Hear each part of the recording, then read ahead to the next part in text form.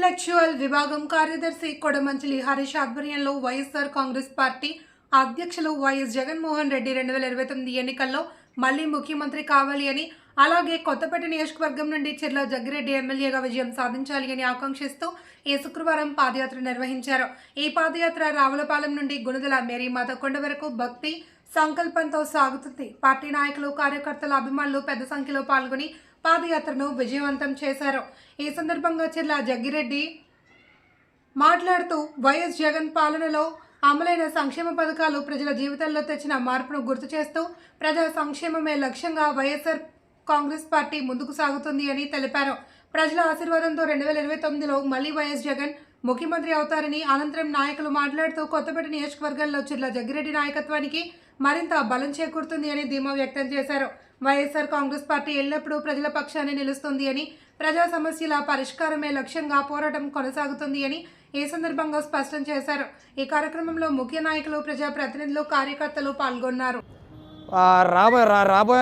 రానున్న రోజుల్లో 2029లో వైఎస్ జగన్మోహన్ రెడ్డి గారు మళ్ళీ అధికారం చేపట్టాలని, అదేవిధంగా మన చిర్ల జగ్గిరెడ్డి గారు అత్యధిక మెజారిటీతో మళ్ళీ శాసనసభ్యులుగా అత్యధిక మెజారిటీతో గెలుపొందాలని ఈ చేసే యాత్ర ఈ పాదయాత్ర అండి. కాబట్టి ఈ యాత్రను ప్రతి ఒక్కరూ కూడా విజయవంతం చేసి మమ్మల్ని ప్రతి ఒక్కరూ ప్రోత్సహిస్తారని చెప్పి నేను కోరుకుంటూ ఎక్కడో సెలవు తీసుకున్నామండి. ఈరోజు అంబేద్కర్ కోనసీమ ముఖద్వారం అయినటువంటి రావులపాలెం నుంచి అలాగే విజయవాడ గుణదల మేరీమాత గుడి వరకు మరి ఒక పాదయాత్ర చేయడానికి మరి కొడమంచిలి హరీష్ గారు ఇంటెలిజెన్స్ విభాగం మరి సెక్రటరీగా వారు ఉన్నారు.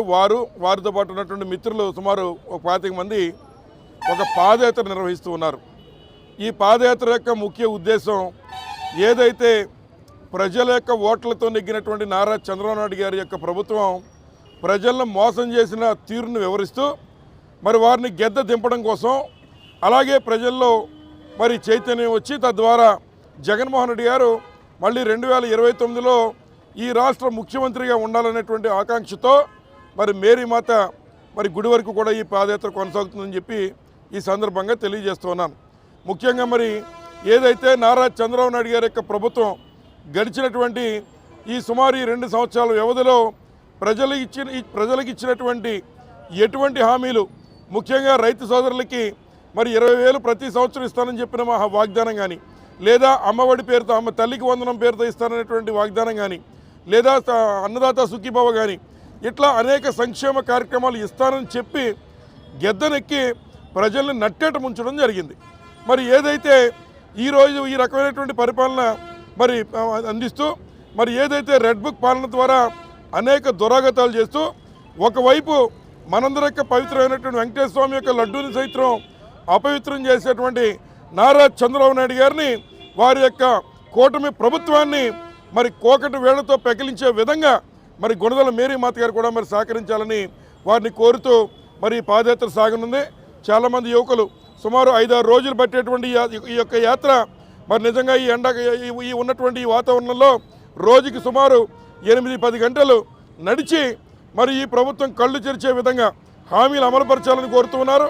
అలాగే రాబోయేటువంటి కాలంలో మళ్ళీ జగన్మోహన్ రెడ్డి గారిని ఈ రాష్ట్ర ముఖ్యమంత్రిగా చేయాలనే ఆకాంక్షతో మరి యువతంతా కూడా ఒక ఆలోచన చేశారు.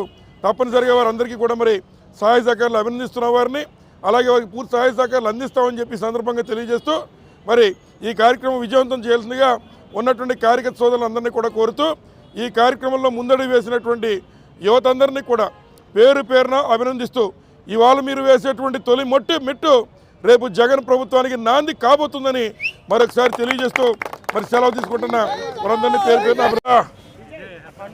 ఇంకా కుమారరాజు దండి కుమారరాజు దండి. Next Thaman scene.